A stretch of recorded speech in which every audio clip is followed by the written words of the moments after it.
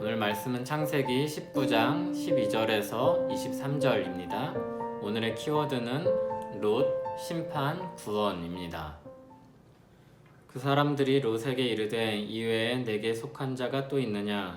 내 사위나 자녀나 성 중에 내게 속한 자들을 다 성 밖으로 이끌어내라.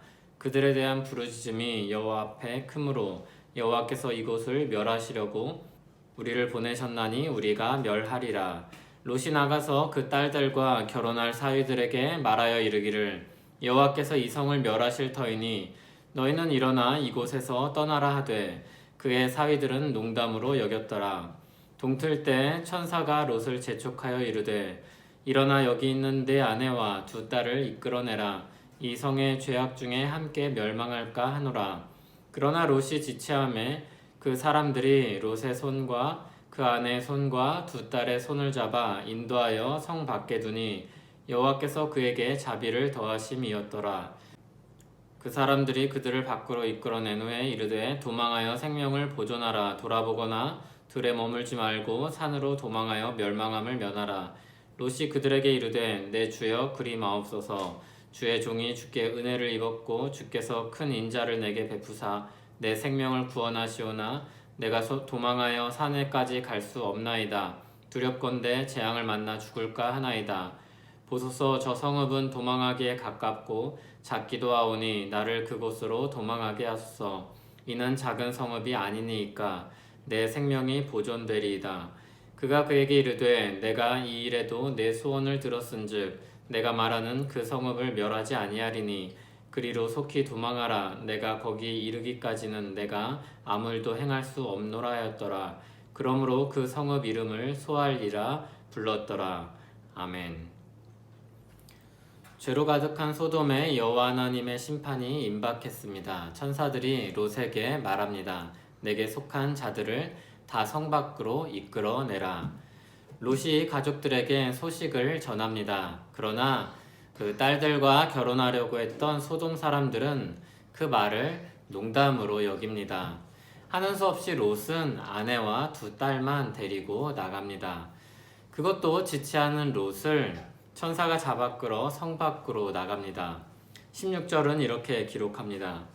그러나 롯이 지체함에 그 사람들이 롯의 손과 그 아내의 손과 두 딸의 손을 잡아 인도하여 성 밖에 두니 여호와께서 그에게 자비를 더하심이었더라. 나와서 천사가 롯 가족에게 말합니다. 도망하여 생명을 보존하라. 돌아보거나 들에 머물지 말고 산으로 도망하여 멸망함을 면하라. 그러나 롯은 산까지 가는 것이 두렵다고 말하며 자기 보기에 가까운 성읍인 소알로 도망하겠다고 부탁합니다.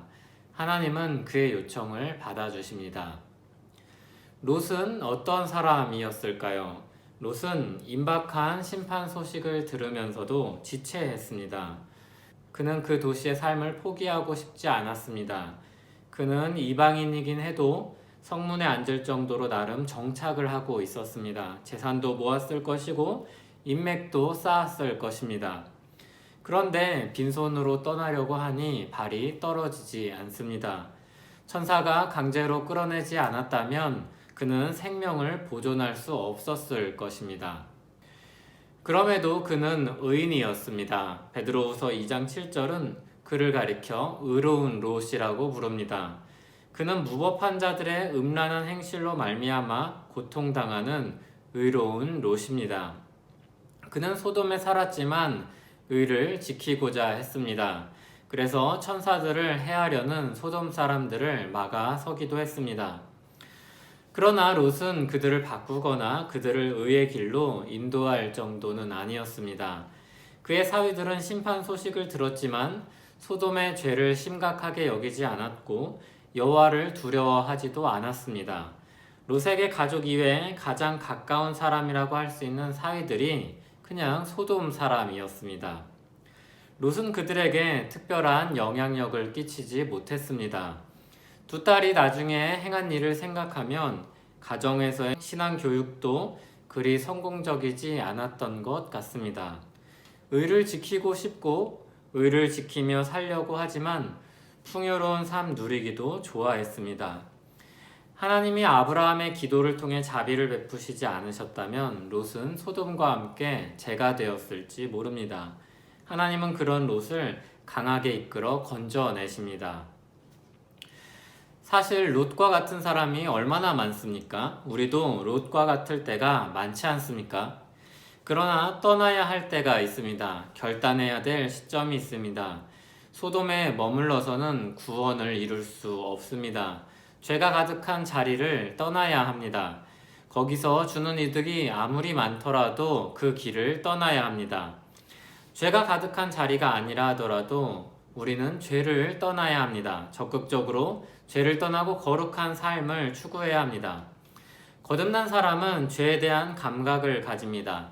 찔리는 마음, 수치심, 부끄러움, 거리낌, 그와 같은 감각이 살아납니다.